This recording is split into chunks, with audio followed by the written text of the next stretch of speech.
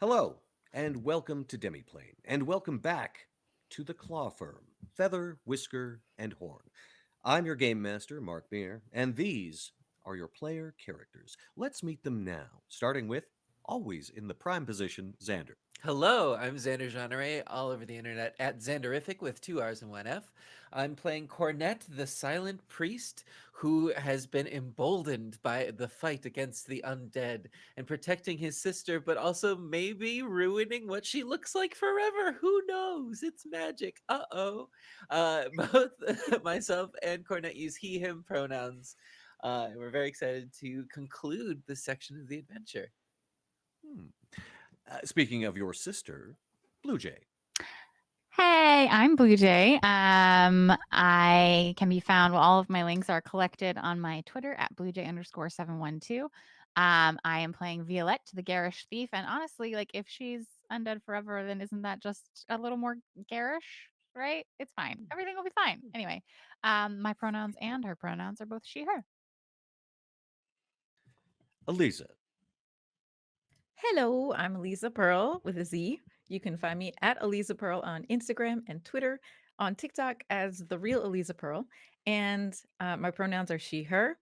And I'm playing Pegasi, who is a Konrasu alchemist, who is a tree exoskeleton containing the vastness of the cosmos. And their pronouns are she, they. Erika. Hi, I'm Erika Fermina. You can find me across all social media at AStylePixie. Today I am playing Calla Lilly, a tiefling summoner, and she summons a cute little, I guess, small to medium-sized dragon named Shimmer. And her pronouns are she, her. My pronouns are she, her. And I'm just excited and a little sad that this is the last session of the season. So.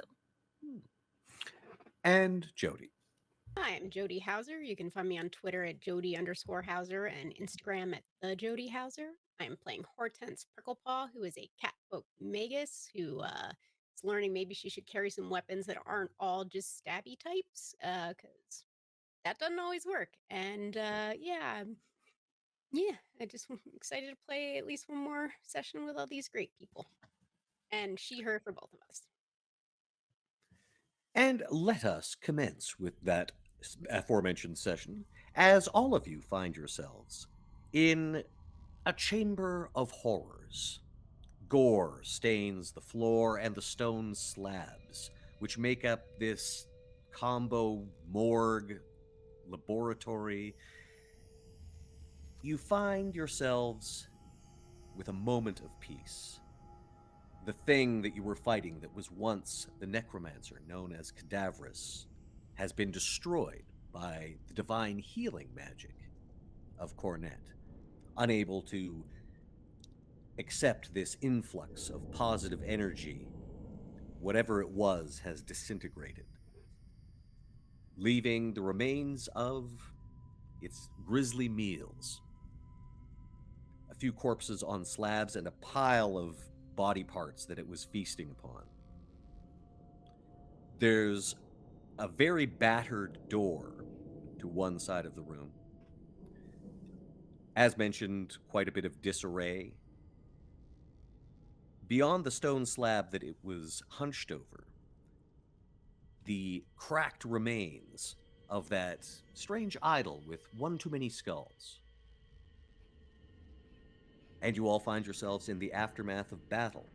Some of you bear some wounds, but the one who looks the worst for wear is definitely Violette, who appears to be decayed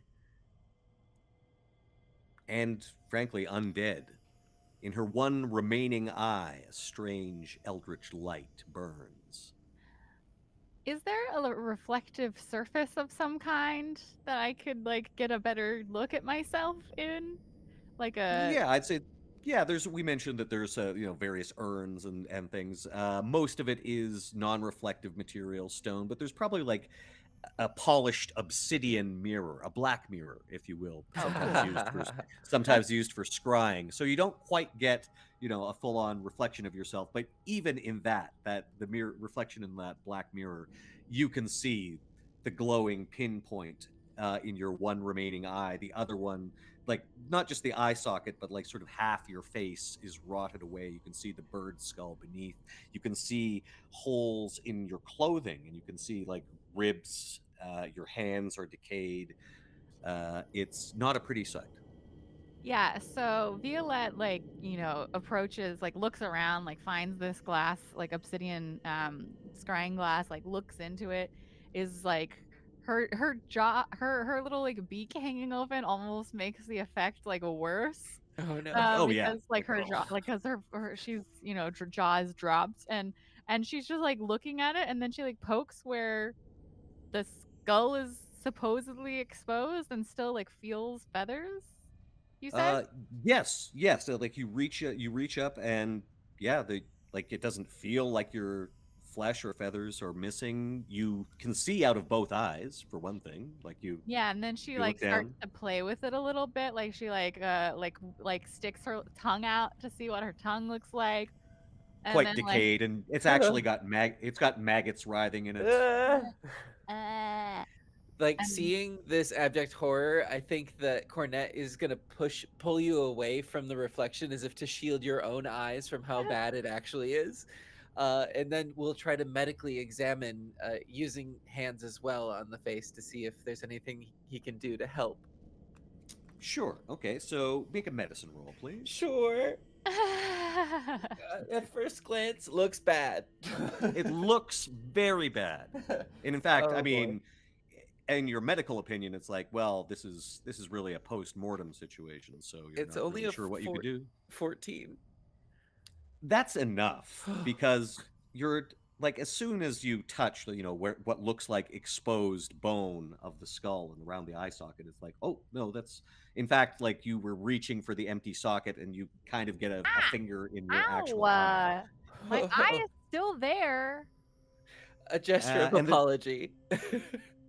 there doesn't seem to be too much damage. Now, Violette, you actually have taken some damage in combat. Yes. How wounded are you? Well, when we went, let me move back to level one.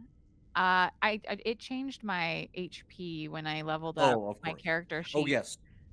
We should mention about that very well. I should mention that the players, having defeated a powerful foe and reached a milestone, if you will, they have all gone up to level 2. But we'll deal with your new abilities and whatnot in a moment. Suffice it to say, you did take some hits in that battle. So Yes, I was at about I ended up at about half health, I believe. Cornette, when you examine your sister Ow. again, like when you reach for the hole where the rib cage is, but No, you that actually actually hurt. feel you you feel material. It's not a big gaping wound where you can see the ribs, but there is like a slash there. You can feel with your hands. Like, oh yeah, there's been some damage. I'll procure the last healing potion from the stores and hand it over. Oh, I remember. I had 4 HP out of 18. Yeah, that's what I had. Yeah, you were quite badly wounded. I was quite Yeah. badly wounded. Sorry, it took me a moment to get there with the math. I'm not No great worries. at the math. So yeah, I would take it and be like, I mean, I saw what this did to that guy, and maybe This one is clearly labeled healing potion. No, I meant, but like I saw what Oh. the healing did to Oh. and I'm not sure how. Maybe we should wait Oh on this until we know that it's not gonna do that to me. It's And like I point to like the goo remaining. a face of like fair point, and just takes the potion back and puts it away. I'll just hang out, towards the back. Maybe I can. I don't know. Well, there's no more in here, right? Would I be able to I'd like to quickly read the aura on Violette. See if it's Yes. magic, if Read my So- aura. So, Amber. using your aura reading, you of course can detect magic and detect the school of magic Mhm. that's being employed, and this is definitely from the illusion school. Oh, whew, okay. It is a glamour of some kind. All right. I will be like, okay, so I read your aura. Sorry, I should have asked. But it's an illusion, right? Yeah. Did you know that? Did you know that? Half and half. I mean, it looks really real, but then like she like pokes her hand to where like there's some exposed, like you should be able to like poke through a hole, but it's obvious that there's not actually a hole there. So she's like, but and it's just like playing with her like undead appearance. And do I detect any undead necromancy coming off of her?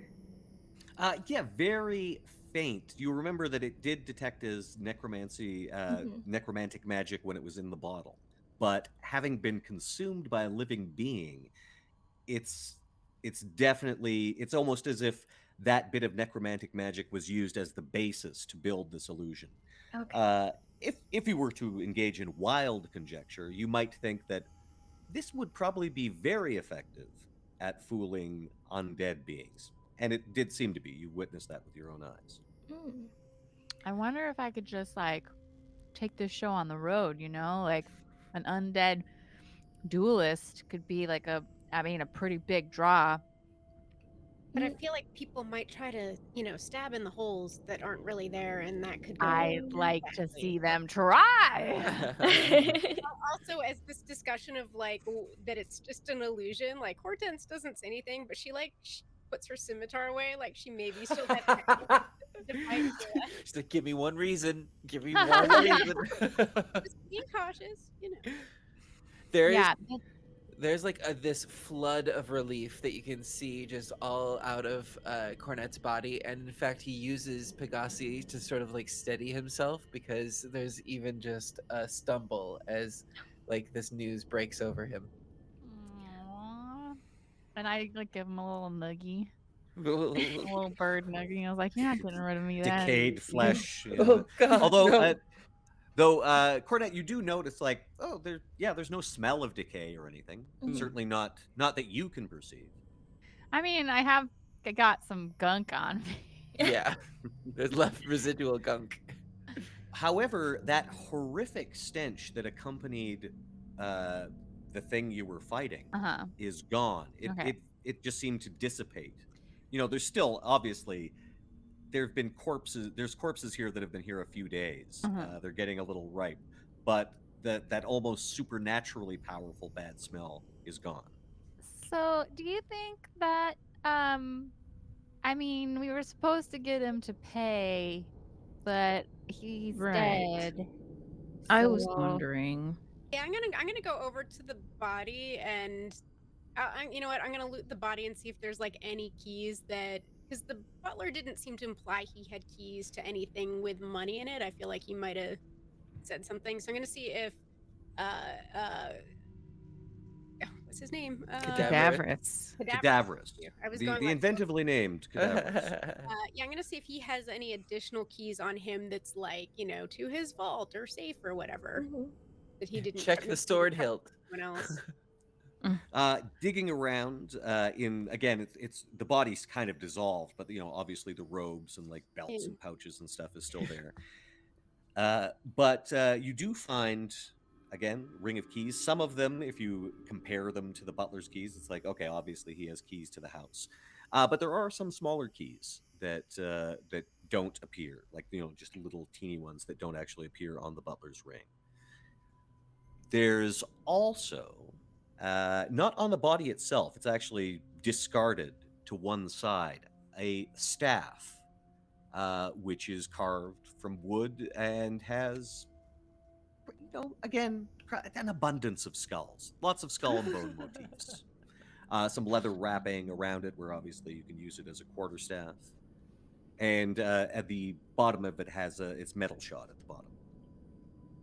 I'm gonna offer it to our staff wielding bird. See if he wants to upgrade. Yeah, Cornette will sort of judge this glaive that he had taken that looks sort of shoddy, and then take this staff with too many skulls on it. That's great. Yeah, so this twisted and grim-looking staff is adorned with hideous skull and bone motifs. Wow. Nice. I'll sort of like tap it on the ground, like. Interesting.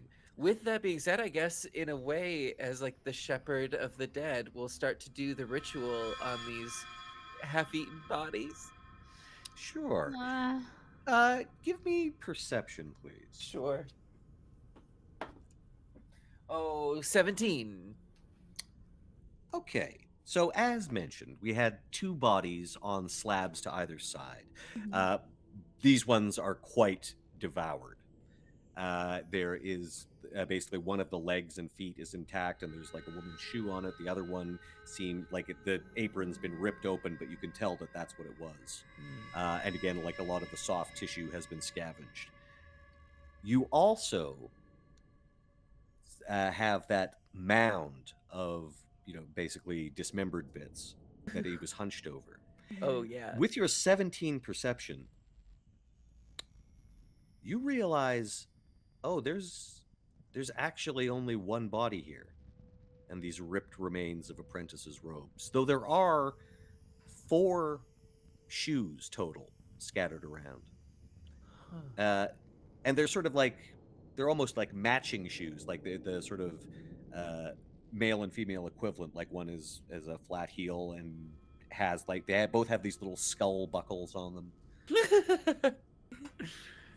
I guess Cornette will actively be holding up these shoes, and if anybody is paying attention to him as he's trying to size up like how many people were actually here.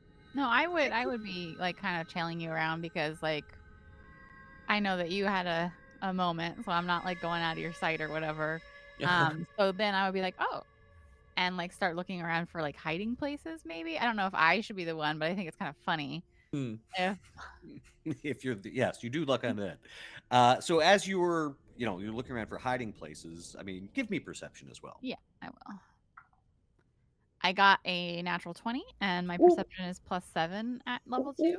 So 27. And it's a nat 20. Okay, so you immediately just go into sort of Sherlock mode. You're just like all these little bits of the room that you're noticing. You definitely do see there, though it is growing fainter, that trail of blood is leading up to the door, that the very battered door. I will give it a tippy tap tap, like a knock, like a secret knock. I mean, you do that. There is no response at the door, and you can see now that you're close to it. Yeah, it is battered, and there's like claw marks on it. Is it locked? Do you want to try the door? I'm gonna check and see if it's trapped or not first, and then Hey, We're learning. Thievery. Give me thievery, please. Thievery. And quick question: is this a different? Oh my god, I got a We're 20 still- again. Oh yeah.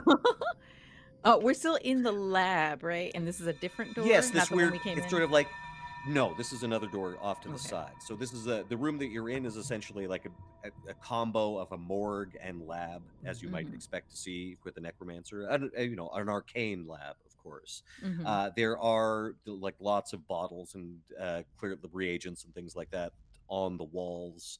There's clearly a work area that was used for brewing things. Mostly, it looks to be, obviously, even with a passing knowledge of arcane magic, you're like, this is all seems very much geared towards necromancy specifically. Okay. There are several shelves. But with that, it was a nat 20 on the Yeah, perception, yeah. right? I got Before, two nat okay, ones so before, and now I got two nat 20s. It's only I fair. have to give you a bunch of things for that nat 20. So Mm. Violette's eye was immediately drawn to this little sort of chest that is Mhm. sitting among on a bookshelf. You can see that there's various items among the books, but this little chest is one of them, and it's got a little keyhole in it. It's a teeny little strong box, essentially. Mm-hmm. Uh, Uh, and the go on. 20 with thievery. The doors. Okie dokie. This door is not locked, and in fact, looking through the keyhole, you think there's something up against it on the other side, like this door opens away from you. There's let's see, there's nat 20. I shouldn't just give you that. Oh, of course, there is. You see that idol that was on the ground. There is no green glow coming from it anymore, and it's not quite shattered, but it is definitely cracked. Okay. Uh, I'm going to, instead of trying to open the door because it's blocked on this side, I'm going to take the bolts out of the hinges and try and open Yeah. the other side. I'm going to let you keep going on that thievery 20 and say in record time, that door, you managed to get the hinges off. It's a very heavy door, so that some of the others probably have to come and Yeah. help you to Okay. That's just get it fine. down. And yeah, you see that there's like essentially a bunch of stuff has been tumbled over in front of the door, including a fairly big armoire. Yeah. I make as though to like move this myself, and then I'm like, you know what? Maybe someone else should be the first into the room. And I'll back off and then yeah, someone else, and then go to check out the lockbox. Like, Do you want me to send Shimmer? I don't know if a dragon would be the best. You probably would be great. I think that it might be someone trying not to get eaten by a zombie. I don't know if a dragon would be reassuring.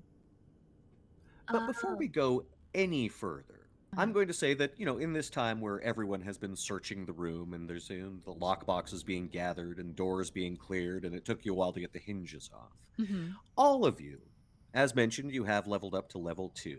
So, with some time to reflect on the practical experience that you all have gained in combat, some of you coming quite close to death a few times, or at least unconsciousness, and having defeated some foes and you'd had a chance to apply your magic, for example, in practical ways, you gain new insights, new combat techniques that perhaps you've been tutored in but never really grasped until now, new strategies, new ways of perceiving, and you can basically apply your level 2 changes at this point.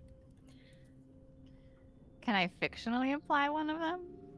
What would you fictionally like to apply? Who is it that got the keys from Mr. What's His Butt's robes? Is that you, Hortense? Hortense. Because I got the skill pickpocket. Hey. You just picked it up. Okay. Yes, I All right. did. All right. We can try that in a moment. But perhaps let's go around the table. What new abilities has everyone accessed by going up to level 2? So pickpocket for one. Any And others from you, dueling Violette? parry, yeah. Okay. Very nice. Let's go around the horn. What does everyone else have that they are excited about? Xander. Yeah, or a Cornette. Cornette has gained healing hands, which is appropriate because his healing magic was so effective last time. It levels up, and so now when casting healing magic, instead of D8s, he uses D10s.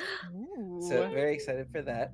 And then there is also a pilgrim's token that I think I'm going to use this quarterstaff of many skulls to sort of represent.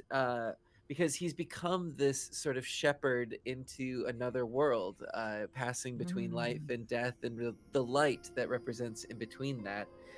You carry a small token of protection from a site holy to your faith. So long as this token is in your possession, when you tie an adversary in initiative roll, you go first.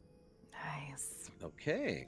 Yeah, as well as access to the spell Sanctuary, which will is like a bless for allies. You ward a creature with protective energy that deters enemy attacks. So any creature attempting to attack the target must attempt a will save each time. Okay. Okay. And actually, I'll tell you now because Might as well. It's the final episode. We might as well let you know. What you have is a staff of necromancy. Ah!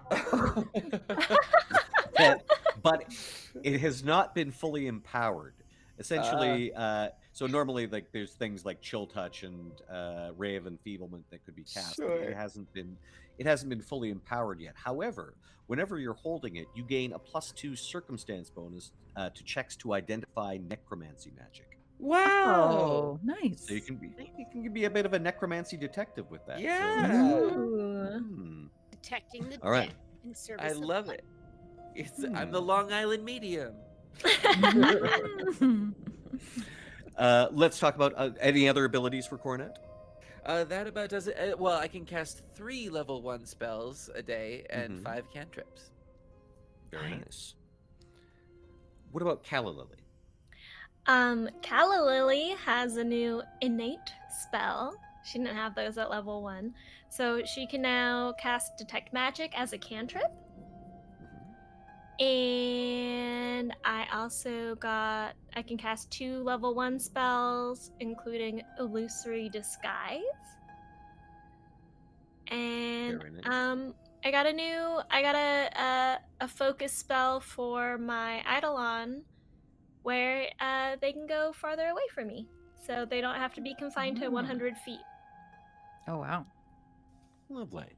And actually, you being able to detect magic essentially at will, I think, might be a good explanation for how Cornette realizes that the staff he's holding at least has some minor necromantic enchantments upon it. What about Pegasi? So, Pegasi has a new class feat from Alchemist, which is called Revivifying Mutagen. While under the effect of a mutagen, you can metabolize that mutagen's power to heal yourself. This uses a single action, which has the Concentrate and Manipulate traits. Once the action is complete, you regain 1d6 hit points for every 2 item levels of the mutagen.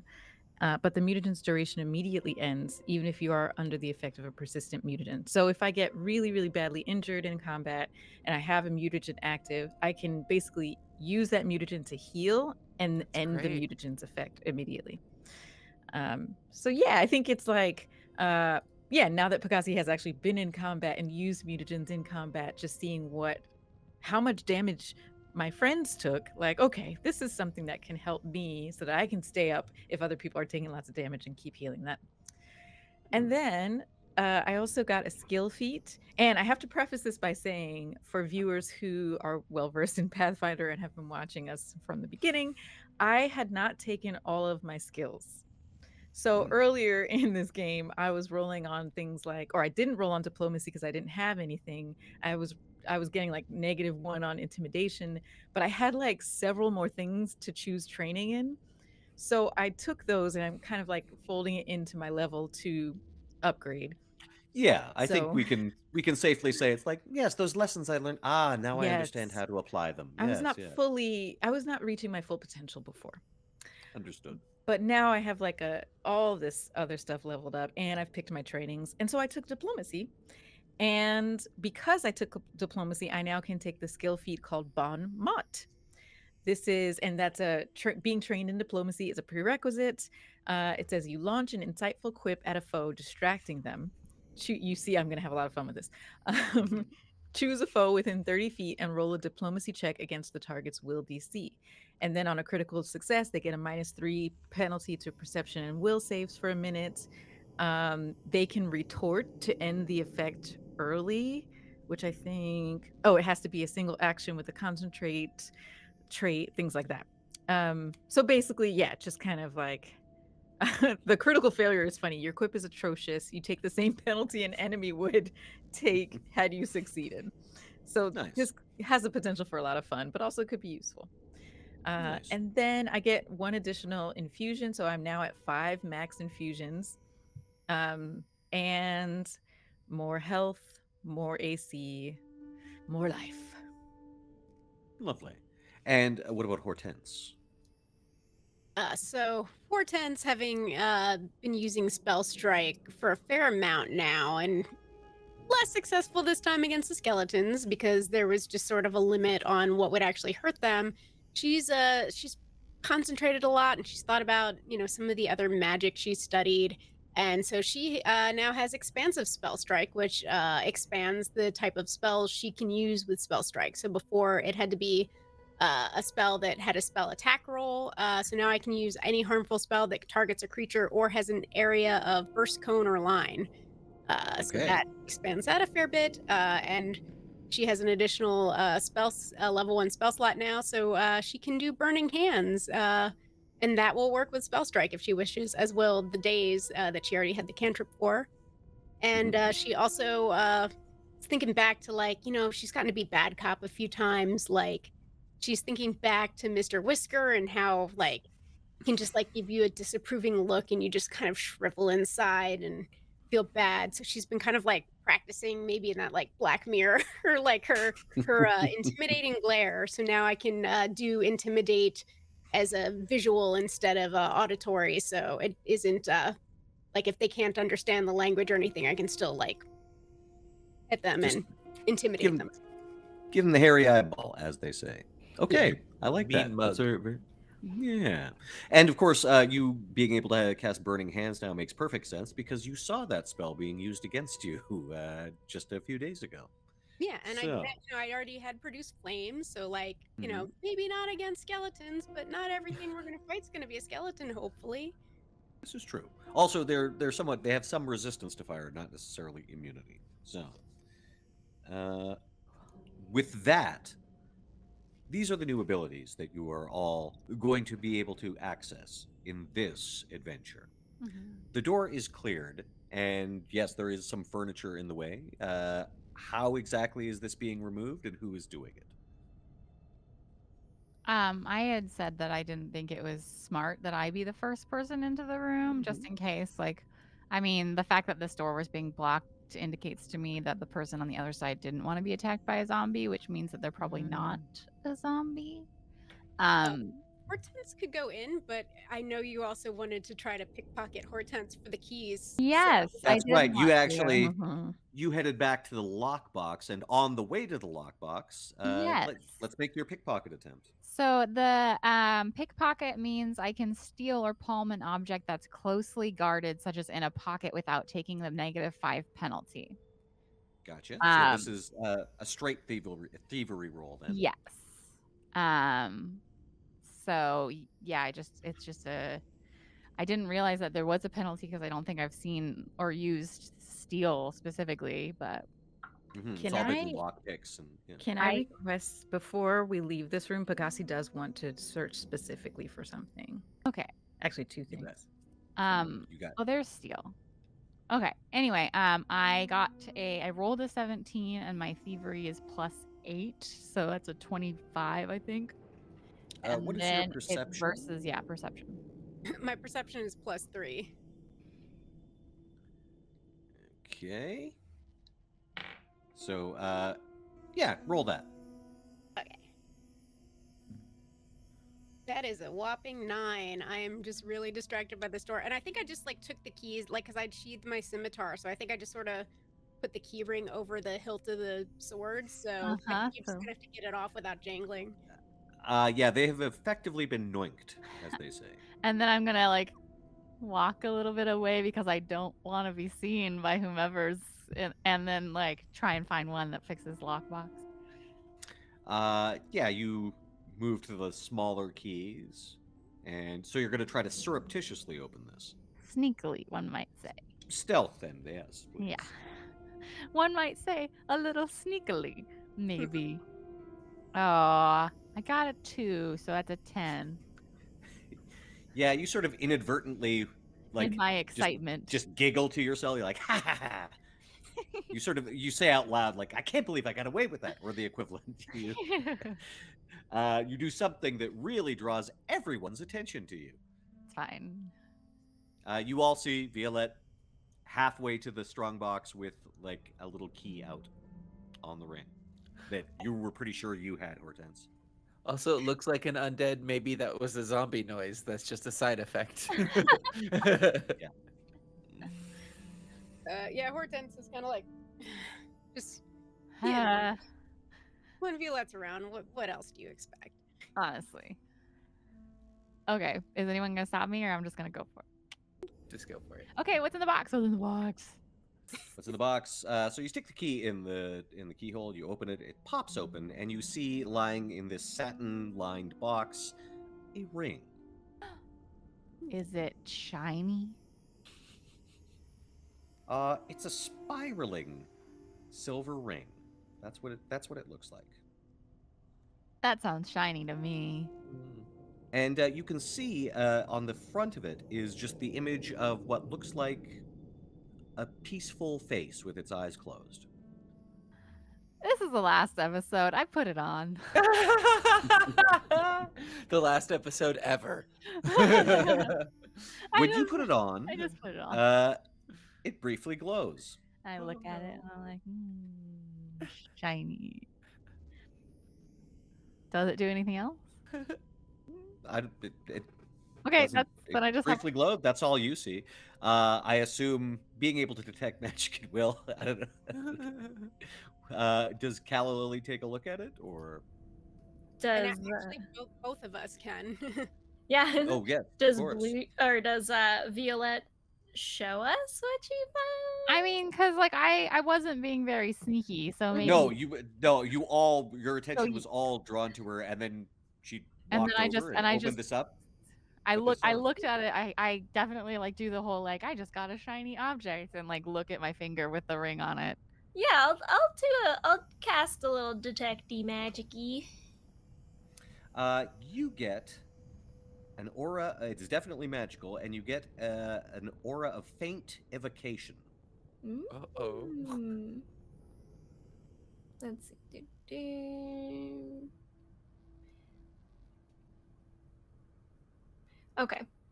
I think that's all I get from this spell as well.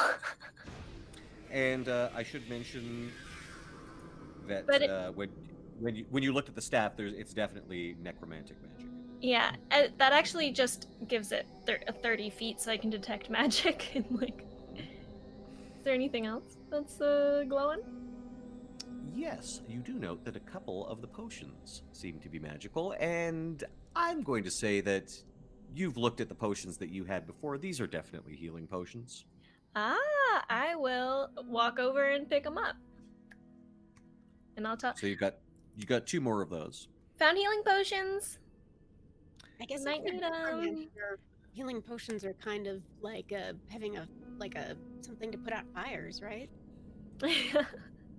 While this looking at the potions is happening, Pegasi also during this time would like to have been looking at the tinctures and things, seeing if there's anything that would be useful to Pegasi as an alchemist. Now, what sort of things does Pegasi need? Because this is a fairly well-stocked lab. So tell me what you were looking for, and I will let you know. There's a good chance it'll be there if it's a sort of basic alchemical equipment. Definitely looking for infused infused reagents, because that's what I use to make things from. So I guess it's like if you think of like the base ingredients to make mutagens, elixirs, potions, poisons, things like that. Potions have been made here, so I would say there definitely is. How much does 1 unit of reagent, like what's the equivalent? Okay, so I have 5 that I get to use every day, and one of them, if I do advanced alchemy with it, I can make a batch of 2 of one of my formulas. If I Okay. use it as a quick, like in the moment, like when I, after the battle, I made one for the elixir of life for Calla Lilly, then it just counts as 1 because you're using it quickly. Gotcha. So Okay, yeah, so so each I'm one gonna counts for say 2 formulas. because basically. this is a place where potions have been manufactured and whatnot. He's not an alchemist himself, but perhaps he had one on staff. So there's definitely. Oh, okay. You get essentially the equivalent of 3. I gave you a Ooh. D4, and you got 3. Yes. Lovely. And so Pegasi will take these and kind of hold them up towards you all to see. These will be very useful if we have to battle more things. I can make some quick things for us. I don't think they'll last for me very long, but they will be useful. And they tuck them into their little pouch. And then Pegasi would love to go back to over to where the statuette was knocked over. Mm-hmm. Mm-hmm. And yeah, just get a look at it, see if I recognize anything from my vast knowledge, specifically occultism. See Okay, if I can, yeah. give me occultism and also give me perception. Okay, great. Which one would you Corn- like first? Let's go with your occultism first. Okay. Cornette would like to aid with this. He'll Mhm. pull out a cloth and then gingerly pick up the statuette to sort of rotate it to hold it at Pegasi as like a museum Mhm. dossier or something like that. Great. Okay, what sort of I guess you probably got religion, don't you? Yes. Okay, so I'll let you make this aid roll religion roll. DC And 20.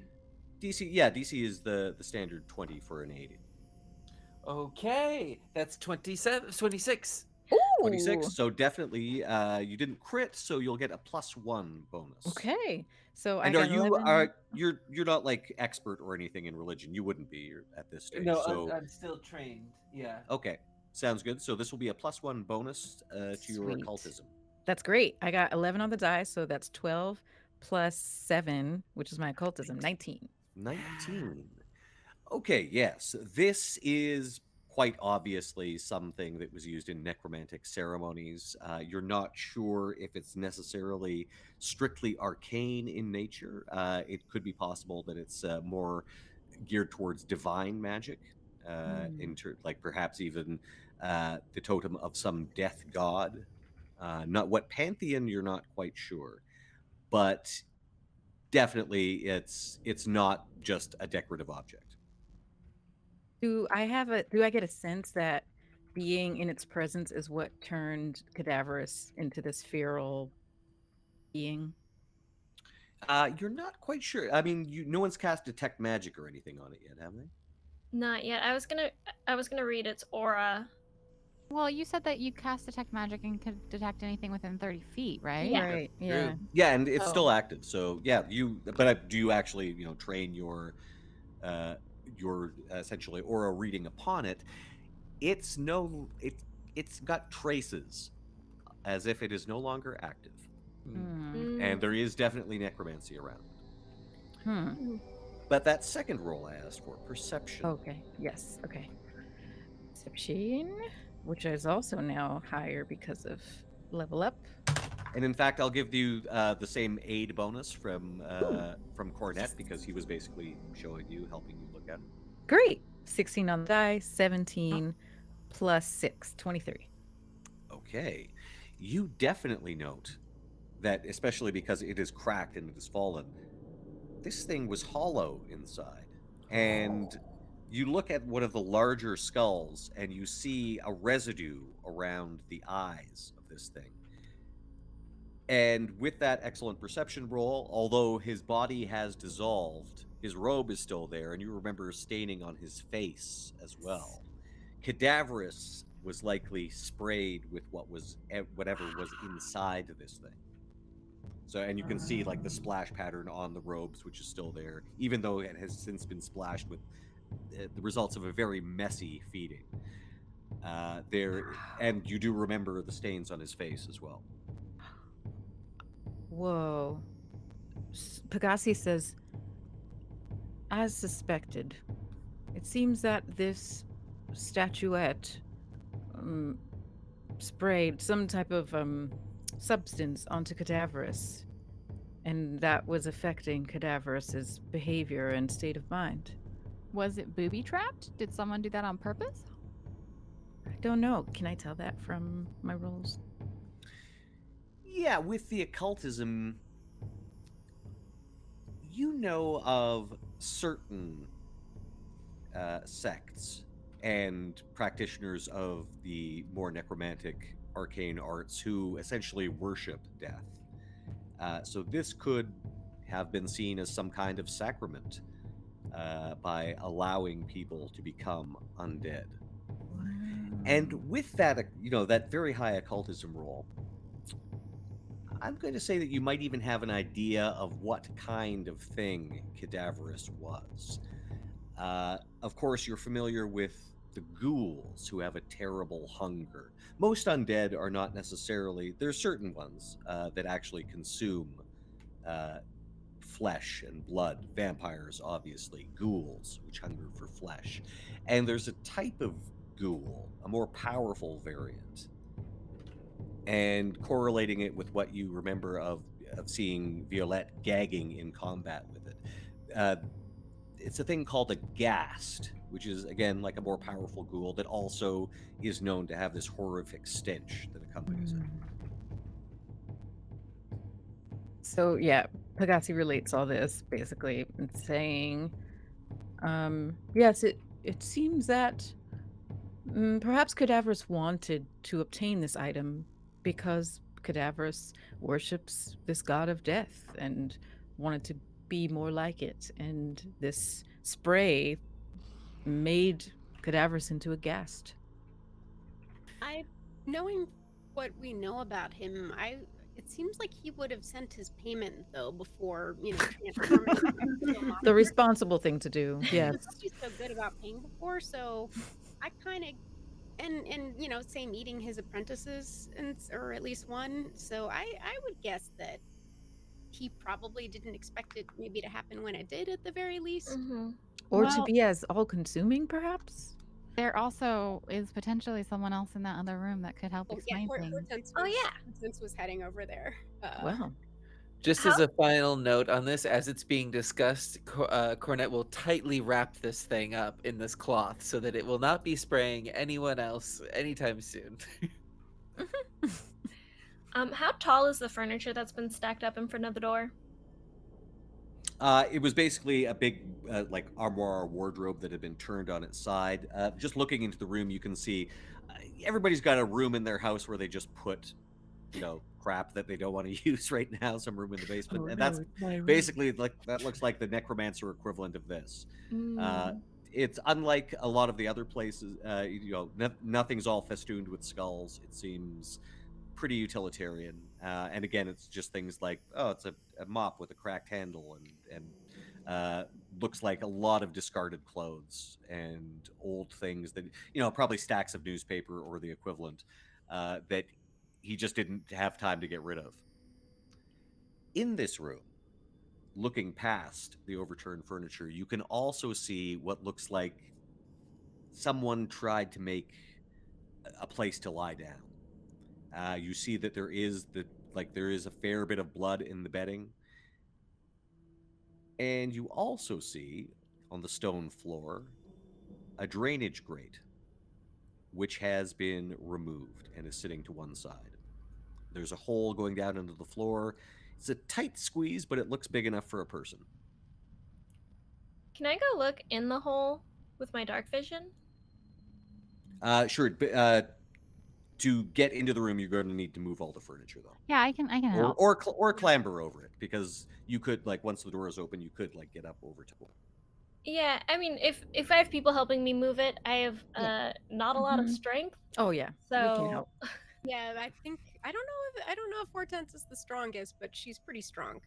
She's not strong. I'd say yes. Everyone working in concert is able to move the furniture, and if you're just clearing the furniture away methodically.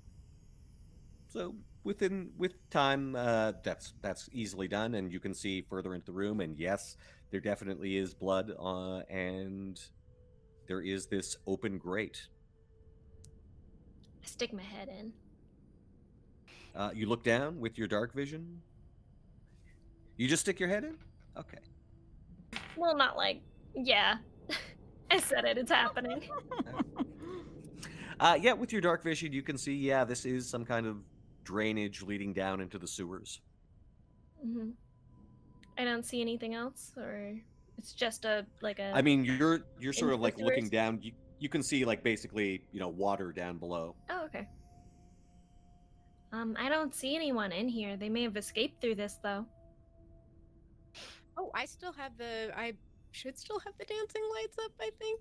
Mhm. I'm gonna move over to the hole and then send the dancing lights in and have them do a line of lights to see if we can see further down, or if anyone's down Yeah, there. it's basically looking what you'd see when you looked down a manhole. Like you can see, yeah, there's, below you there is some water. It looks like there's a gap in between, so you could probably move through this pipe. The sewer systems of Absalom are quite extensive. It's the city at the center of the world. Sorry So, about yeah, imagine a very extensive sewer system that you're probably all aware exists beneath Absalom. You're more on I'm the outskirts very here, of course. aware. Before any of us like jump down into it, I think I might cast Share Senses on my Eidolon. So Oh. Calla Lily will sort of just sit down on the floor, close her eyes as she casts Share Senses, and she opens her eyes, and they're just like a solid glowing green. As the Eidolon Shimmer sort of just like goes down and inspects the sewer a little bit before Right we now, go down. how big is Shimmer? Because I've sort of Oh, been yeah. envisioning her as like sitting on your shoulders. Yeah, But I had originally I was envisioning her a lot smaller than she is. So with our empowerment, she has grown. She is now a medium-sized dragon. okay, so as big as a person. I Yeah. did say a person would be a tight squeeze, but a person could get down there. So if she folds her wings in, she can sort of like squeeze down this hole. And you see from her point of view, essentially, yes, like she sort of comes down and it's into a sewer. It looks like you could walk through it. And I'll have her, because it only lasts a minute, so I'll just have her do like a little scope around, to see if we can see anyone or see anything dangerous before we jump in there. Very well. So you'd make a perception roll for her, I guess, because you're using her senses, right? I perceive through it. When you do, you lose all your sensory information, but can sense through your Eidolon's body for 1 minute. I guess do you have her perception handy? If not, I'll just say magically she uses yours. It's actually I mean mine's better, but yeah, I have her perception here. Sure, let's use yours. Okay. Oh, you do have it. All right, great. That is a dirty 20. Okay. Nice. As Shimmer moves down this, I assume is actually in the water, or is she sort of like fluttering and hovering down the I think she's just fluttering and hovering. Okay. She can see that, yeah, this seems to run beneath all the houses on this block. And in fact, there is a bloody handprint sort of smeared going around the corner as if something was leaning against it. And it goes basically you're thinking it probably goes to the house next door, because there's another, rungs to go up. And as Shimmer looks up, sees that there is no grate above this. Okay. Do you remember the sort of cheery pink house next door? Yeah. Oh, yeah. That's where it goes. Ah. That's great. Well, I just relay all of that. Yep. So Calla is standing in the room, her eyes glowing green, basically describing everything that Shimmer is seeing to the rest of you. So, do I still look like a zombie? You do? Yeah, I mean, it hasn't been that long. You still Maybe do. I shouldn't be. I mean, usually I would be the first to jump into the sewers and sneak into somebody's house, but like, I'll do it. Oh. I think we did a good stealthy team before. Mm-hmm. Also, weren't you saying or I guess not saying, like, weren't you thinking? No, we know we're not that close. Weren't there supposed to be dogs? Maybe we should make sure that there's not going to be anything else attacking. Like, can we give like the house like a once over before we invite, I don't know, police, or like should we just have them deal with it, or like I don't know what you do when you find out the owner of a home is turned into a ghast and then died. I just think if there's blood, that might mean, and they were trying to get in, that might be someone who escaped and needs help. No. I that as a separate thing for sure. I'm just saying, like, I can't go outside looking like this. Um, so I don't know if I should attempt to clear the house or like we just get the police or like wait or Perhaps we do one thing at a time and we sure. see what Hortense sees in the house. Yes. Hortense, One do you want someone to come with you? Or you go alone and you signal to us if you need us to come over? What would you like to do? I mean, if someone wants to come along, that's okay, but I think I might be able to handle this myself. I think maybe. Possibly. I mean, if you want Absolutely. company, Okay, yeah. it That would might be, not be a yes, bad please. idea. Yeah. Yeah, no. Remember what I said about like the scary stories. You never go by yourself and say I'll be right back. So Mhm. we're just following the rules that way. Yeah. I don't think it's Perhaps that scary, but perhaps it would be useful for me to go outside and wait outside the pink house in case At I that, it seems to like encourage Cornette into encouragement, and Cornette will start to move things out because we have the carriage out there too, right? Mhm.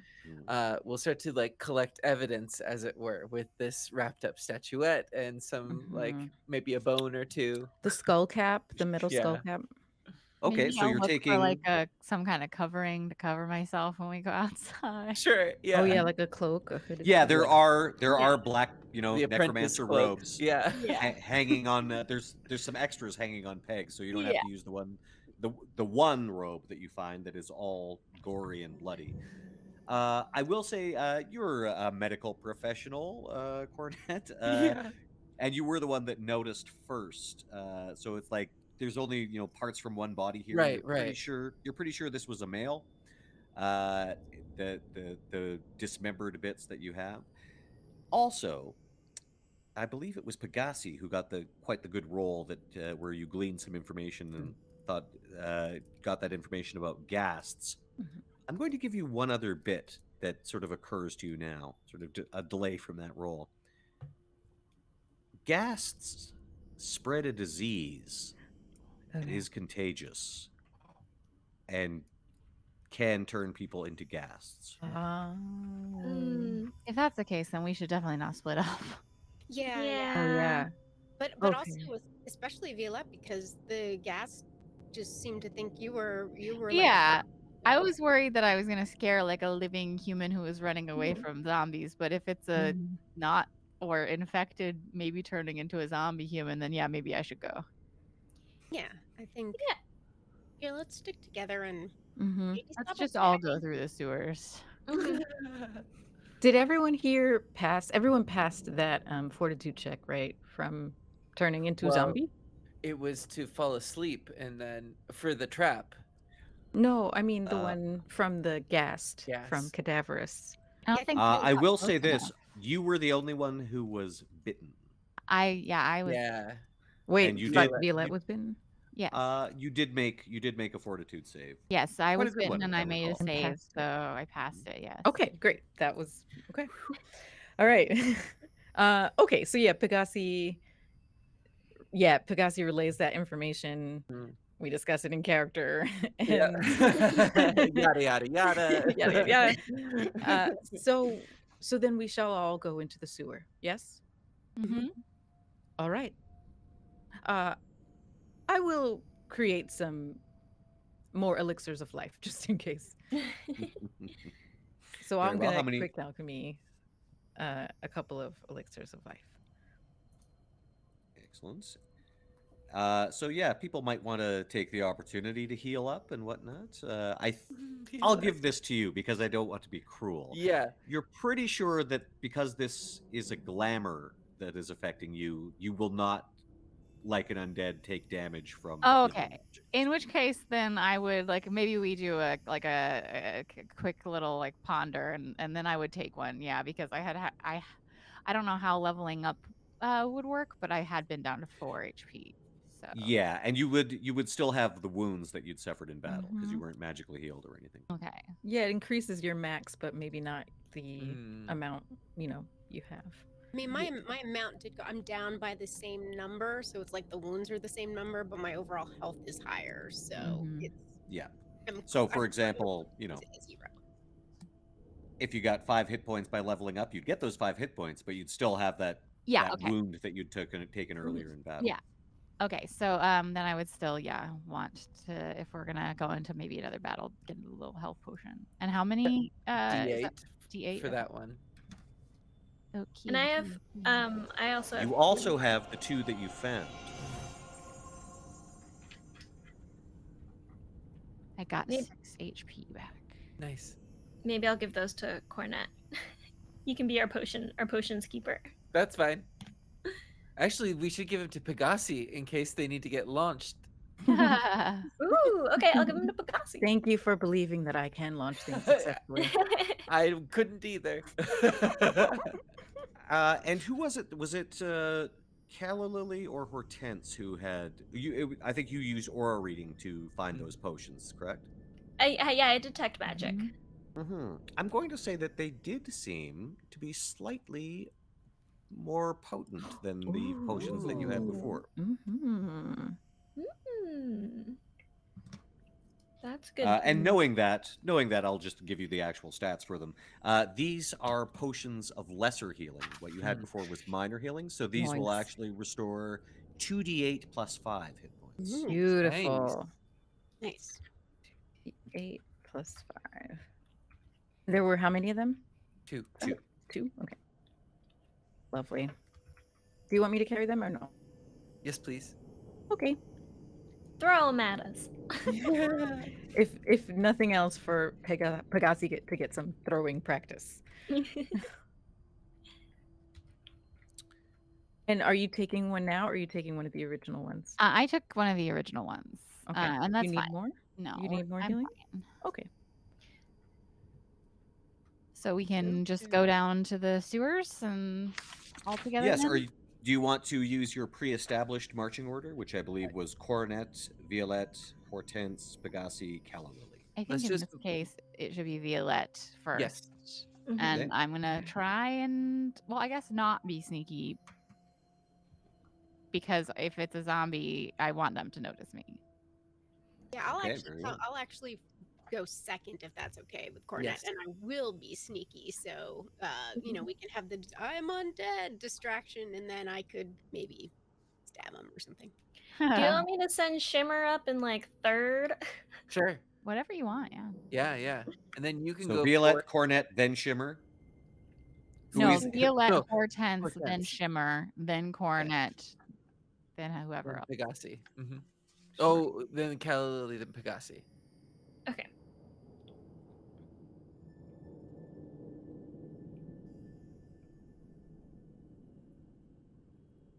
Okay. Just want to make sure I'm getting this straight for the inevitable attack. No, I'm joking. Yeah, So, totally. Everything's great. Violette, Hortense, Shimmer, Cornette, and then Calla, Lilly, and Pegasi. Correct. Mm-hmm. Okay. So, you all work down into the sewers. You're all medium-sized, so you should be able to fit. And you see exactly what Shimmer saw. This trailing, bloody handprint that went around the corner, and then you saw it was like, oh, yeah, that's probably that pink house next door. Hmm. And the rungs leading up are stained with blood as well. Fun. I will climb the ladder and like keep my eyes open. You're heading up the ladder. You're not trying to be sneaky, so no need for stealth. As mentioned, it's an open hole above you. Obviously, the grate to this one has been moved as well. And as you pop out, you see that you're in sort of a similar stone room in a basement. This grate is for drainage, and this is a little more well kept. And it looks like, again, it's probably a similar storage type room in the basement, but stuff hasn't just been crammed in here. Everything seems quite organized. There is a door which is just hanging open. Yeah, I'll glance around to see if I like see anyone moving or like a person, but we're not here about stuff in this case. We're trying to keep people from being bitten by a ghast. So if there isn't like people, I would just continue. Very well. As you're moving, are you just going? Is everyone just letting Violette go ahead, or are you all following I'm like a following discrete distance? behind. I'm following very close behind, but being stealthy. Okay. Could you make a stealth roll, please?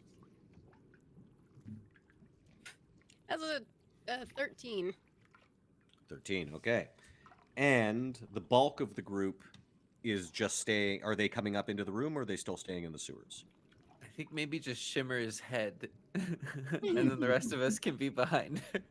In the sewer. Okay. Yeah. So if you're still looking through Shimmer's eyes, Calla, you see Violette sort of just stride out of the room, and Hortense sort of like doing this exaggerated tiptoeing behind.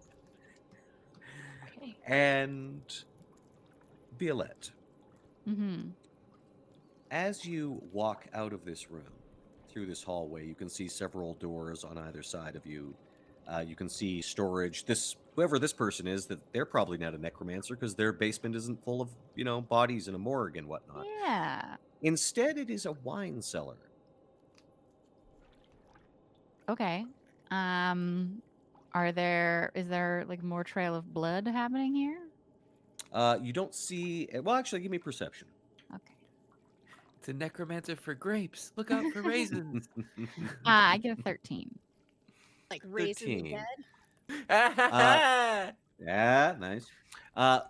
With that 13, well, one thing you definitely notice, I wouldn't even make you roll for this, is there are stairs going up, wooden staircase, as opposed to the stone staircase that was in the other house. Again, very nicely maintained, this place. Obviously, this person takes good care of their wine collection.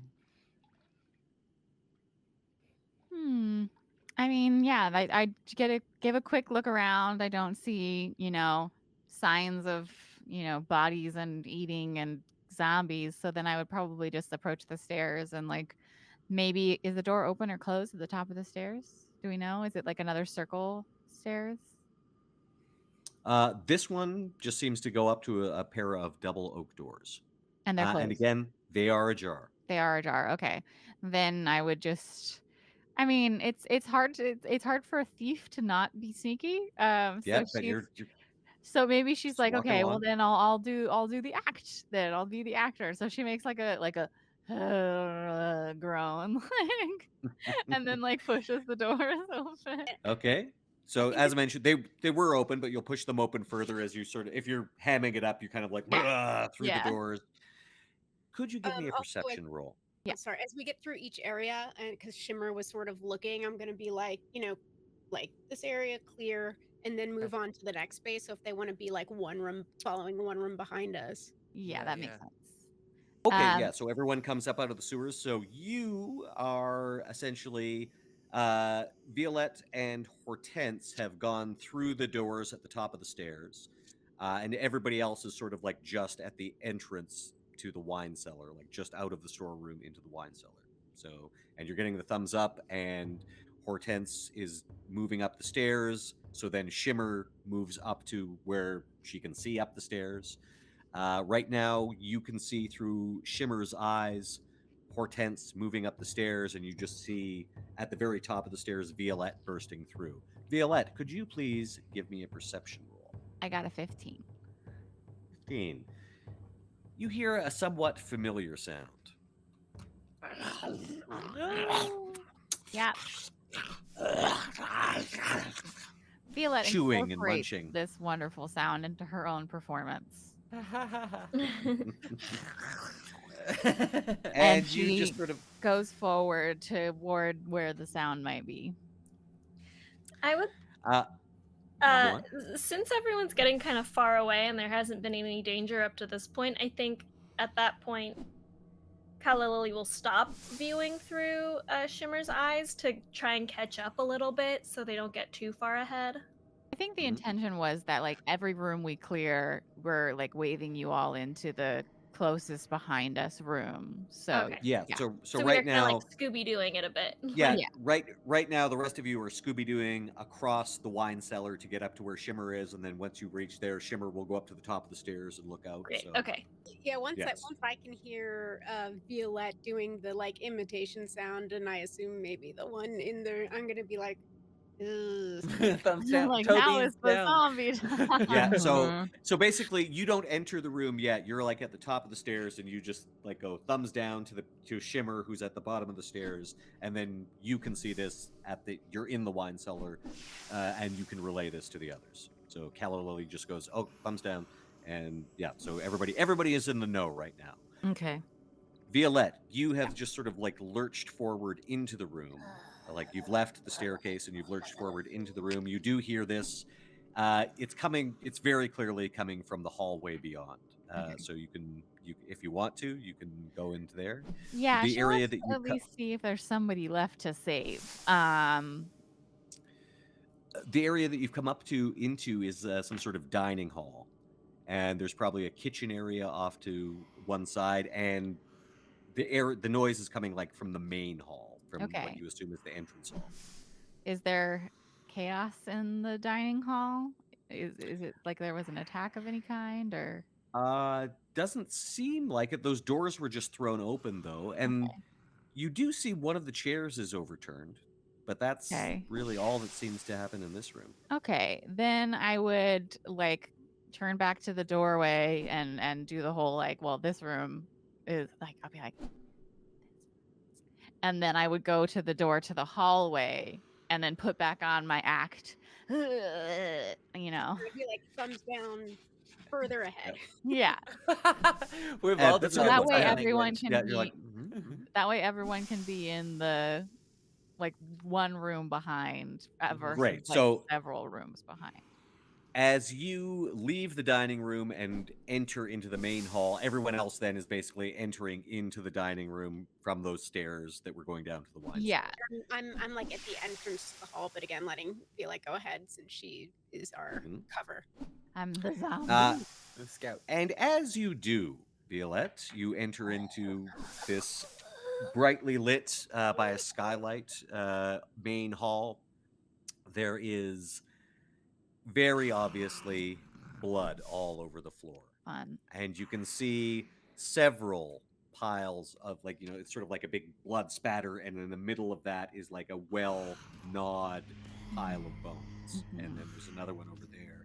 Mm. And hunched and sort of like doesn't have its back to you. It's hunched over and it's gnawing on what looks like probably an arm or something. It's hard to say because even the bone itself has been quite chewed up. You see what was once a young human female with black hair. She has 2 braids on the side and is wearing black necromancer robes and looks up at you.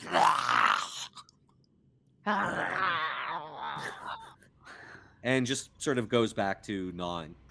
Okay, and then I would like look around and be like, are the doors to this like I'm trying to gather if the amount of clothing and limbs here is like Does it line up? stayed here or if there's another person who got bit who might have left. Like, are we contained? Hard to say. You're pretty sure that these gnawed up corpses here aren't going anywhere.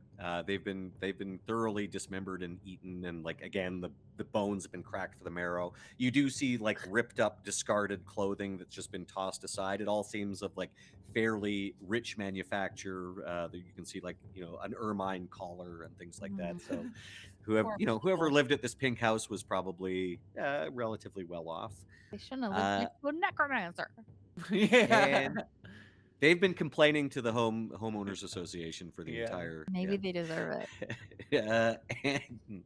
And This isn't what we meant. So I think yes, you were informed of the young apprentice's name. There were 2 apprentices. You assume this is Wheel Day. Okay. And I feel like, and like like we can maybe like retcon this, or maybe I can go back to the room and talk to Cornette. But would we have talked about like, is there any way to get someone back from being a ghast, or are they just gone? Cornette actually wouldn't know. Okay. Yeah, this is outside the scope. You're pretty. I mean. Did Pegasi's occultism roll like? What happens with it's not that you get a disease and it turns you into a ghast. It's more like you get the disease, it kills you, and Oh. then you come back Come from the back. dead Okay. as a ghast. Yeah. Okay. All right. Then yeah, that's fine. Because I was like, do we need to try and like save this person? Like we didn't try to save I see. what's his butt? It's fine. In which case I would just like very confused zombie turn in a circle, like go back to the door and say, I think it's only the one to Hortense. Do you want to sneak up and attack it first? Yes, I can. So Hortense, when you respond, because we're still going on that 13 Oh. stealth that you Oh. had before, would you like to make a new stealth roll? Yes. Yeah. Because you're whispering right now rather than moving. So Also, Trying to speak stealthily versus Oh, move no. stealthily. That one was worse. oh no, we all have hero points refreshed, right, for the new episode? you do. Yes, this was a new session. You have a new batch of hero points, 1 hero point each. I'm gonna use my hero point. Yeah. I actually have really good stealth, and my dice rolls are all bad. No. That's a little better. That's a 14. 14, you say. Okay. Okay. Okay. That doesn't sound good. Yeah. Oh no. Violette, you're fine. You can like look over your shoulder if you want. It seems to be completely ignoring you, but you see it standing up now. Okay, It I'm tosses going. the bone to one side. Yeah, I'm going to be taking a defensive stance and protecting my dear friend here. Mhm. Is there any way that because it doesn't know that I'm an attacker, that I could get like a surprise round? I will say this: it seems to be ignoring you completely, utterly and completely. Okay, then maybe I'll just do like I see it move. I see it. I notice that like I know when someone's being sneaky or not, and maybe I'm like, oh, that was a little loud. Turn towards the thing like, oh yeah, she thinks that was a little loud too, and then I'm just gonna run at it. Okay, I think that's That's time an for initiative. initiative, yeah. That's initiative, everybody. Yeah. All right, roll it up. Woo! So, when I give my initiative, if I match the enemy, I get to go before the enemy. Yes, Okay. that's dope. That's right. That's so right. cool. And of course, because everyone was being baby. sneaky, we'll call that stealth instead of perception for your initiative bonus, if you would like to use that. I got a nat 20. Yeah. Okay. Yeah. Nat 20. I'm glad I for stuck with this Pegasi. die. I knew it would Yay. turn itself around. So we're gonna put you first, no matter From what. 1 to 20. That is Pegasi. Anything else above a 20? Yes, 23 for Cornette. 23 for Cornette. I think I'm gonna. I hate to use my hero point so early, but I think. I mean, maybe it's just maybe I It's just only initiative. Yeah. Maybe it's I don't know. I rolled a 1. Oh. Oh yeah. Would you like to go before 1? I would like to, because I'm in front of Hortense. So if the zombie goes Oh, yeah. first, then like, yeah, I think. I mean, it sucks to use it this early, but also like, a 1 is really bad. Would your charge at him, is that like a surprise attack? So would Violette get an attack in before we get into that proper was- initiative?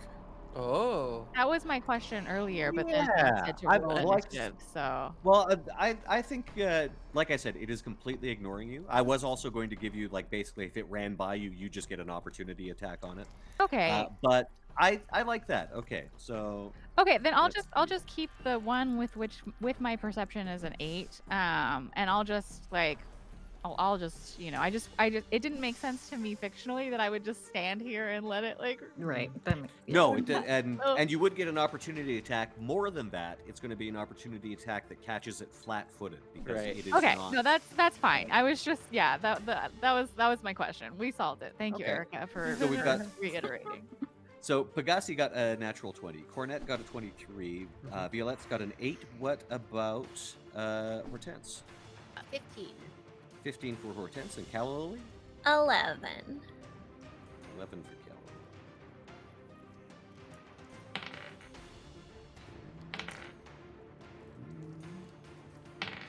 All right.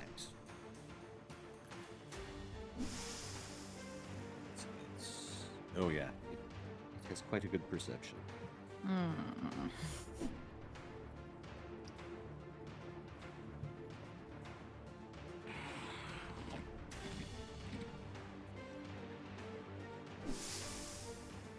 All right, Pegasi, with that natural 20, what would you like to do? Oh, that's me. I'm not used to going for initiative, especially not natural 20s. Okay, I have brewed some new elixirs of life, and since we know that healing hurts these things, I'd like to throw one at the Wednesday Addams. Yes, Wheel Stage. Yeah. I can't not see it. You said 2 braids, dark hair, young woman. It's Wednesday. And her name is Wheel Stay, which is the equivalent. Oh my yeah. god! Was that all on purpose? That It was. Why. If you remember, the other yeah. apprentice's name was Pug. Oh my god! Yeah. I wrote that down too. Yeah. Yeah. I love it. Thank you, Mark. Thank you for that. Not at all. Okay, so at So- Wheels Day, Mhm. I'm gonna throw an elixir of life. And So yeah, you basically it had stood up. It was clearly getting ready to do something.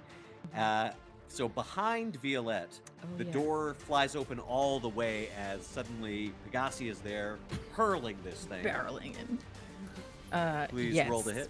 Okay. Not great. It's a 9. I'm afraid not.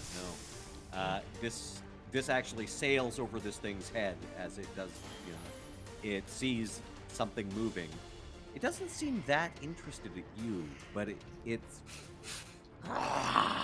it seems to smell the rest of you. Cornette, what would you Can like I? to do? Oh, hold on. Oh, Can yeah. I do one more thing, possibly? Oh yes, of course. Because you Um, moved and moved. readied your thing. I did. Yeah, I moved, readied, and threw. How many feet into the room did I have to run to be in the room? Oh, I mean, if you were just using your, because what's your range on your bomb thrower? 25. Yeah, so you're 25 feet away essentially, because it's just From a the big main thing. hallway. Yeah, and it was in the middle of the main hall.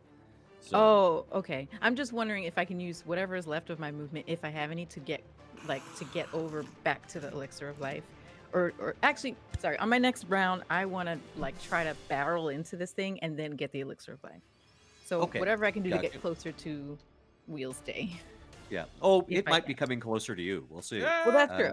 All right. Yeah.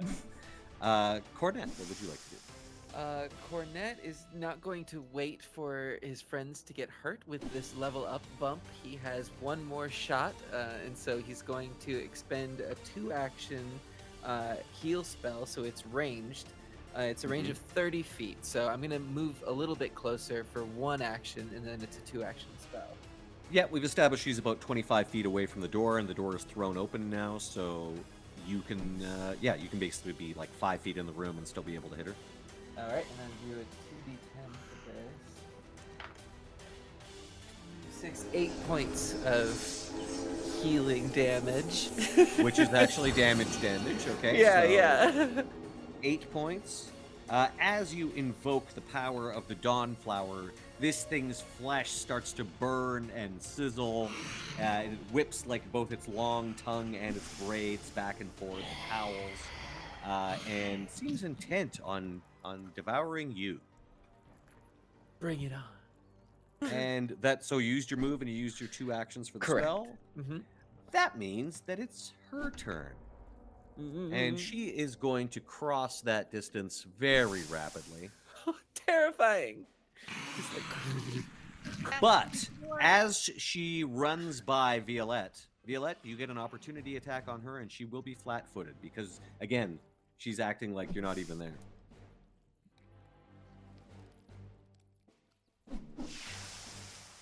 Oh, I think you're muted. I got an 11. Oh, sorry, a I'm a 12. little- That's still not probably gonna hit. 12. Oh, even with the Flat-footed, I'm- yeah. even with flat-footed. Maybe she's a bit faster than I expected. Yeah, no, it's like scarily fast. Just like screaming and like the braids are whipping around and the tongue is whipping around. And it's just like, "Ah!" It catches you by surprise a little bit. So she actually is going to attack Cornette. That is. Does a 15 hit you, Cornette? It sure does. Okay. You are going to take a big old bite, first of all. No. That is 9 points of piercing damage, and I need 2 fortitude saves from you. Okay. Hold on. Oh, Right. actually, Uh-huh. now that I think of it, I need. Okay, let's resolve this first. Okay. And then everyone's gonna have to smell. Yeah, everyone's gonna have to smell Oh. because she just ran right up to you. So those that are clustered around the door, yes, So 2 fortitude saves. 2 fortitude saves, please. Adding plus. Okay. Well, good news and bad news. One of them is a natural 20, so 26. The Great. other one Yes. is a 10, so 16. Okay. Oh, 16 on the nose. Great. All Oh, right. So meaty the good beaty. news is, I've got 2 bits of good news for you. Okay. Number 1, you roll the natural 20, so you're not infected with ghast fever. Oh, good. And the 16, you hit it the DC right on the nose. You were also, for a second, you felt yourself stiffening up, and you realized the horrifying implications of being paralyzed in front of this thing that devours people whole. Oh, no. So luckily, you don't have to deal with either of those. So you are not. However, now I need fortitude saves from Everybody who smelled. Cornette, from Violette. Even though you look like this, you're still. She's not attacking you, but it's just being near her is bad. Hortense, and question: does Pegasi have olfactory senses? They have absorbed gas in the past. Yeah, I would say not in the humanoid sense, but if there's a gas or a poison, then yeah. Yeah, and it's Pegasi almost could be supernatural. affected. So you'll need to make it too. So I think Okay. just Calla Lilly is probably the only one who's far enough away. Does I Shimmer should need do- to make one? I think Shimmer needs to make one. I do And have a it's- question. Like, how long are you, like, if you succeed on a save, like I succeeded on the one for Cadaver, how long are you then immune to making the save again? For 1 minute. It's Oh, certainly okay, been, okay. It's been And longer than that. Yeah, 100%. And whoever had the elixir of life before, I think those 10 minutes, maybe, well, maybe for Calla Lily, it will have been less than 10 minutes, but Mark, what do you think? Since Calla Lily Yeah. took the elixir. I mean, you guys have been carefully working your way up. Yeah. Yeah, I think Probably those was effects. more than The 10. previously consumed elixirs have. You don't have Okay. the saving throw bonus. Did you say it anymore. was fortitude? It is fortitude. Yes, please. And it's 2 of them, 2 saves.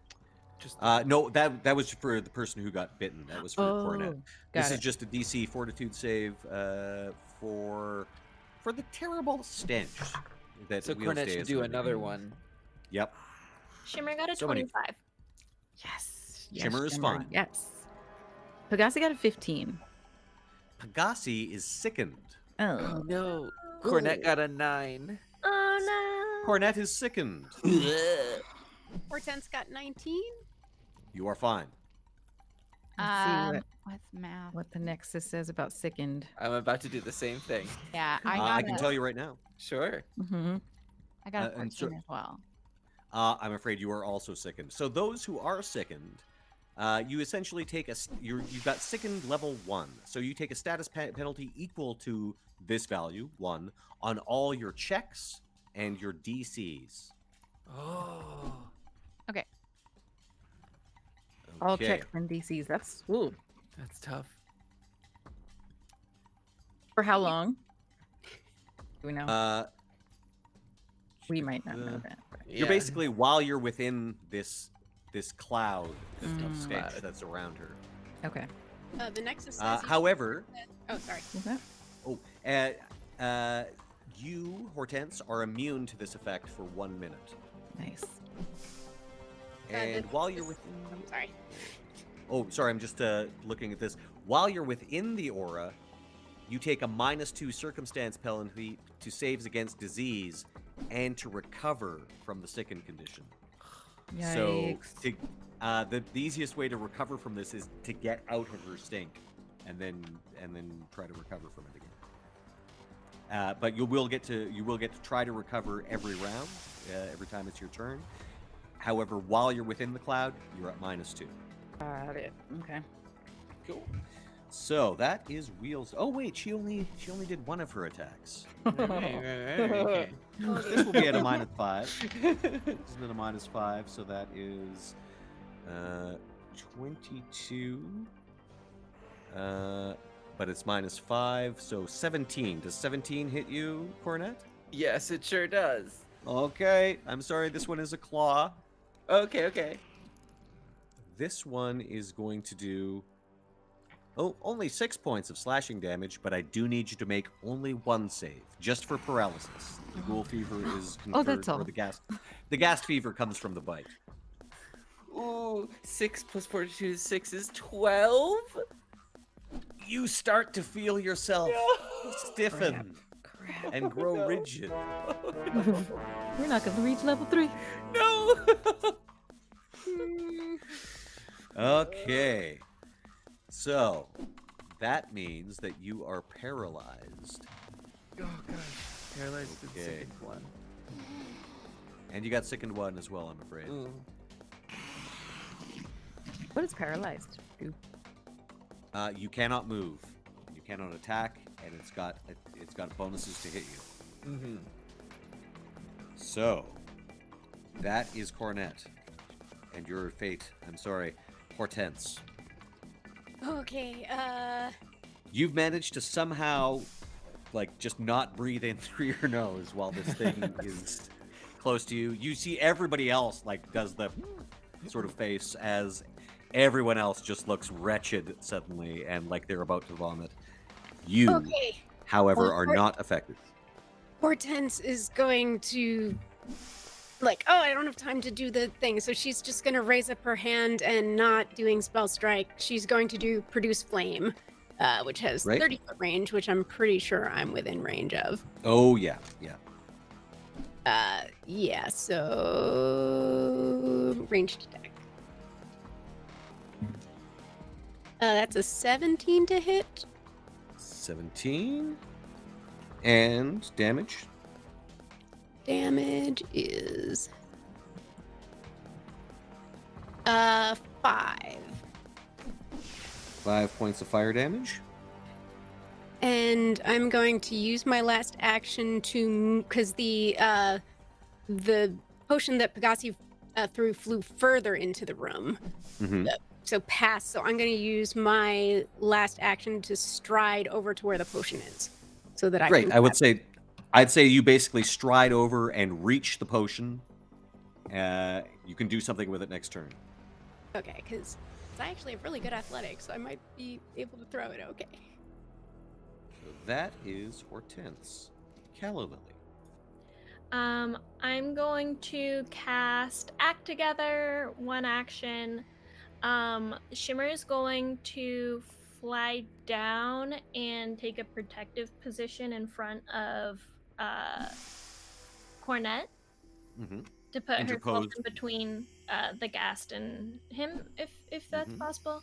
And then I'm going to move closer not into the room, but like closer down the hall, Okay. so I can see everything that's going on. And then I would like to cast Electric Arc at the ghast. Lovely. Is that an attack roll for you or a save for the It is ghast? an attack roll for me, and that is a 15 plus 8, so that is 23 to hit. That's a hit.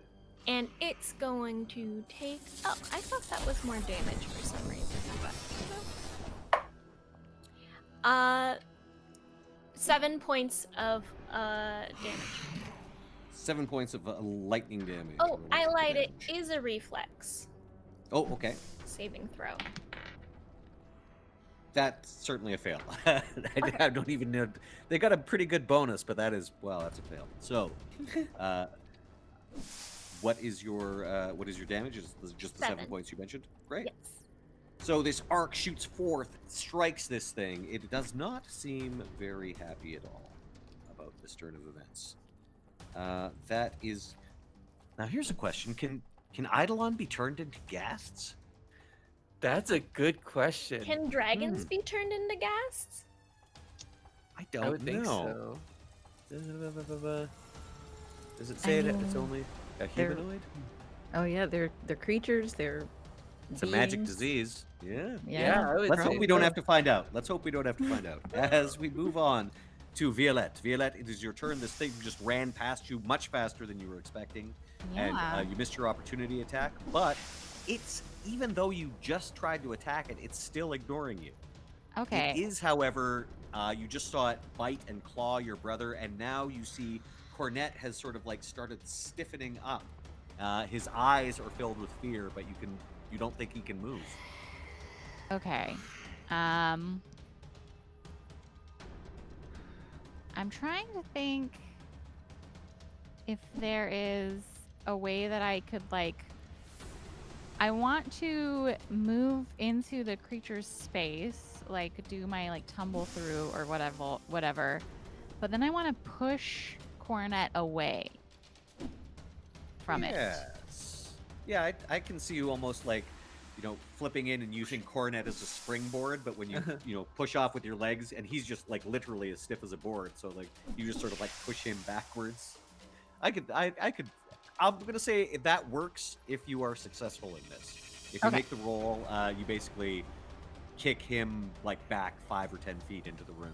Okay, that's my plan. I want to, because I want him out of the reach of this creature, and I want to And the put myself cloud. there instead. Mhm. Big money, no whammies. Big money indeed. I get a 26, and that's Yes. with the sickened condition included. Nice. Okay. So you jump in, you do this as mentioned, like you just sort of like hit the Cornette with your feet and push off, pushing him backwards, and landing in front of this thing. In the He meantime, I'm like, was. sorry, brother. Yeah. He just skids across the floor. Yeah. And yeah, because that was part of my little like acrobatic impression performance, rolling, dodging, jumping, I get panache. Anyway. Lovely. So you So have I it. would like to attempt to attack the creature. Please do. Big money, no whammies. Again, big money indeed, and no whammies. I get a 25 to hit. That hits. Is that a critical hit? It is not a critical hit, I'm afraid. Okay. Okay, not a critical hit. Got it. So just 3d6. Just Only 3d6. 3d6. All right, that is 11 piercing damage. 11 piercing. Do a little math here. Oh. And that is just enough. Whoa! Sick.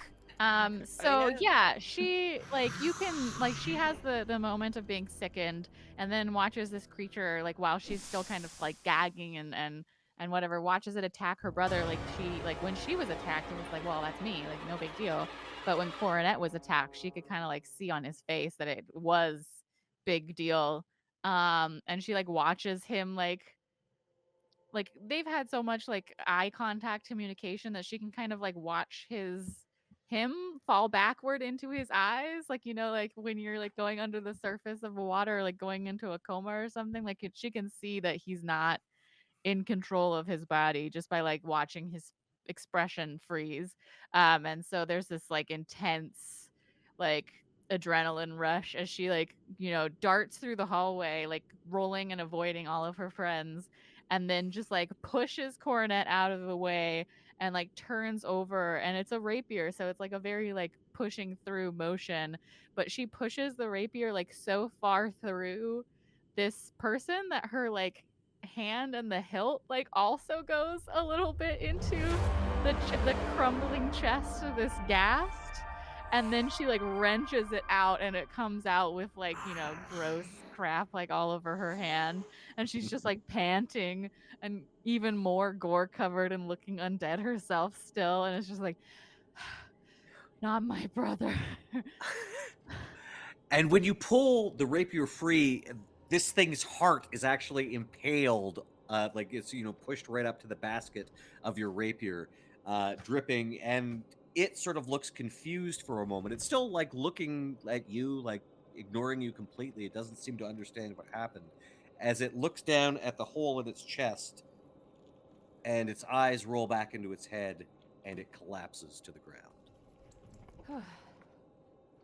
And then I immediately turn toward Cornette. We're just like, what? Like, I'm not the person that does the healing stuff. Somebody help. And so yeah, you probably all scatter away from this thing until this horrible cloud of stench disperses, which does seem to fade with the gas death. Still smells terrible, of course, but not supernaturally so. After a few moments, I won't make you keep making all the saves constantly, but after a few moments, Cornette does suddenly seem to be able to move again, gasps loudly, and all of you can bring yourselves out of combat, obviously. Do you You feel are like you're turning into a monster? Yes or no? No, there's definitely like an adamant no, no, no, and then sort of like reaches out for Pegasi and one of the like elixirs as if like craving it. Yeah. Pegasi pulls an elixir out and hands it to you. He automatically like cradles up into your branches like you were doing with Calla before, and is just a bird in the branches of a tree. Yeah, just right here. Yeah. And so, with this thing that was once the necromancer's apprentice known as Wheelsday destroyed, I think we can time-lapse slightly, as Osgood, the butler, had been dispatched to the firm And paid. to let them know, and let them know what was going on. You were all gathered in the same briefing room as before. Your wounds have been bound. Everyone has been healed. Anyone who was bitten was given a very thorough examination by Ms. Feather, and cure disease spells were applied just in case as well. So, the partners are all seated before you. Yes, well, a terrible business to be sure. But you all did very well. The last thing that this city needs is an outbreak of ghast fever. Tell me, what did you find in this necromancer's house? I'm asking what you've walked away with, if I need to be clear. Well, and Calla Lily will motion to Cornette to bring out the Statuette. statue. We also found a couple of healing potions, Reagents as well for alchemy reagents. uses. There's Lots another of bones and dead bodies. Yeah, but we didn't bring those with us. Oh, right. No. There's another like dossier or like mission briefing that Hortense and Cornette has put together, but Cornette's handwriting is definitely shaky, as if it were like trying to do it, not in the best health. Do I still look like a zombie? No, Ah. it was about an hour later that Okay. you, and actually by the time that the authorities had showed up, you were looking like yourself again. And I it happened mourn sort of my slowly. career as a zombie swashbuckler. There's always makeup. You also, of course, I mean, I it's have quite a cool apparent. ring, but I'm not telling anybody. Okay, well, I guess that would be Oh, the more ring. perception. Did the dossier, the little report you filed, mention, for example, the staff or the ring? Yes. Well, the Okay, staff was placed out as part of like the collection. Oh, so Cornette did not actually like say, "I've claimed this as my own." He has, but for the sake of the mission briefing, this was also there. Okay. It just will go with him. Yes. Miss Feather does sort of like, Well, of course, there was the matter of a substantial amount outstanding on Mr. Cadaverous' account. I'm sure we could apply this towards that. It's not like we're stealing, we're merely taking some possessions to cover a debt. We had additional keys too, so there might be other lock boxes or safes or anything that we missed trying to, stop the ghast fever. There also Oh, might yes, be yes. undead dogs guarding some part of the house. Oh, yes, the authorities did mention that they found a couple of skeletal mastiffs upstairs. I'm very glad you didn't go up there. They would have been very, very fierce, I'm sure. They have been, shall we say, repurposed. Oh. Hmm. Oh. They're gonna go on a cool road show. Skeleton dogs. With Steve. We'll Yes. pay good money to see that. But yes, my question was: did Hortense and Cornette mention the ring that you clearly saw Violette put on her finger? Oh. I mean, Probably in the dossier. Yeah, You Hortense did well. hesitated, but knowing that it came from a necromancer's place and like what happened to the necromancer with one of his magical items, I think Hortense feels like if she didn't write it down and then something bad happened to Violette, it would be, yeah, she couldn't. Narcs. Yeah, Yes, so- we got shiny narc badges. So even as she hands the staff back to Cornette, like, yes, this sort of thing can be laden with curses, but my examinations have shown no such thing. In fact, it's a good deal less formidable than a typical staff of necromancy. If you wish to keep it as a token, I think that should be fine, Cornette. Now then, speaking of tokens, Violette. Yeah. The others mentioned a ring. I don't know what you're talking about. The one you are wearing on your finger that I can quite clearly see. She starts to do that thing that you do with the coins over the fingers, on the knuckles. She does that with the ring and then like vanishes it into her hand. It's like, oh, I don't know what you're talking about. It's gone.